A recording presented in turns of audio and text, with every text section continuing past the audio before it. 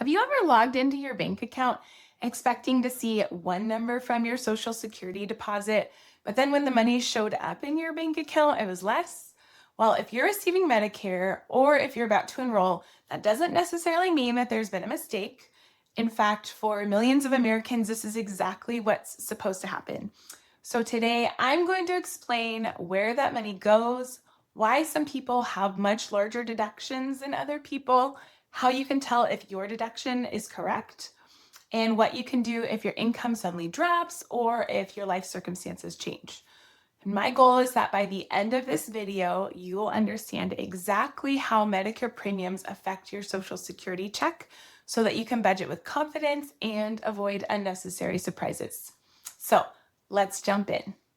Okay, think of Social Security and Medicare as having an automatic bill pay system.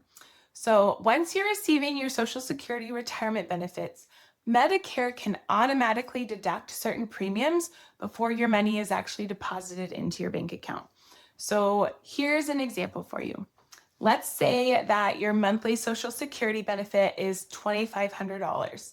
Now, if Medicare deducts your Part B premium and potentially your prescription drug premium as well, you're not actually going to receive that full $2,500 into your bank account.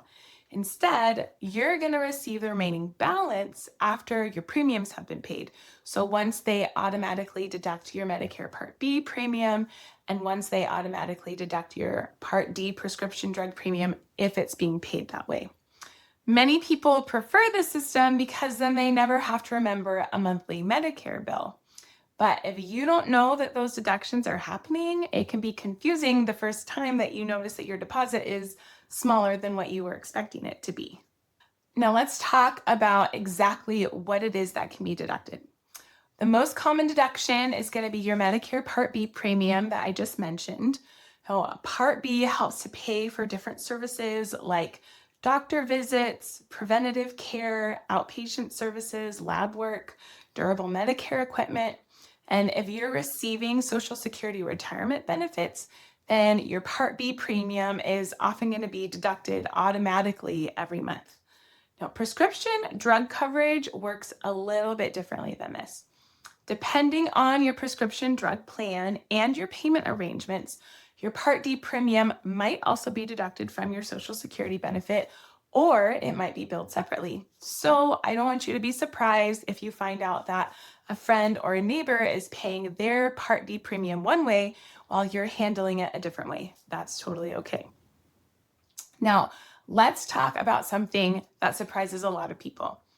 Some Medicare beneficiaries do pay higher Medicare premiums because of their income.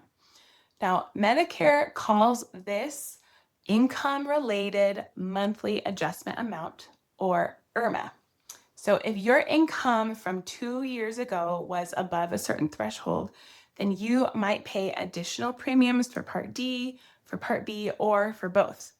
And if IRMAA applies to you, then those additional amounts might also be deducted from your Social Security check automatically. Now, not everyone pays IRMAA, so you don't need to worry if you've never heard of it before. Something else that you might be wondering is, my friend receives about the same Social Security benefit that I do, so why is their deposit different than mine? Well, there are several possible explanations for this. It's possible that your Part D premium is deducted from your Social Security check while your friend is going to pay theirs separately. Maybe you're paying an IRMAA adjustment because your income was higher a couple of years ago. Or maybe one of you pays your premiums through another source like a retiree benefit. Now, it's also possible that one of you simply receives a different Social Security benefit amount because of your work history. The important thing to remember here is that Medicare deductions are based on your individual circumstances. Now, because everyone's situation is unique, it's completely normal for two people with similar Social Security benefits to receive different monthly deposits. Now, you may also be asking yourself how you'll be impacted if your income has gone down. Let's say that you had a high income a couple of years ago, but you've recently retired or experienced another major life change. Now, because Medicare generally uses income information from 2 years earlier, then your current premium might not be reflecting your financial situation anymore.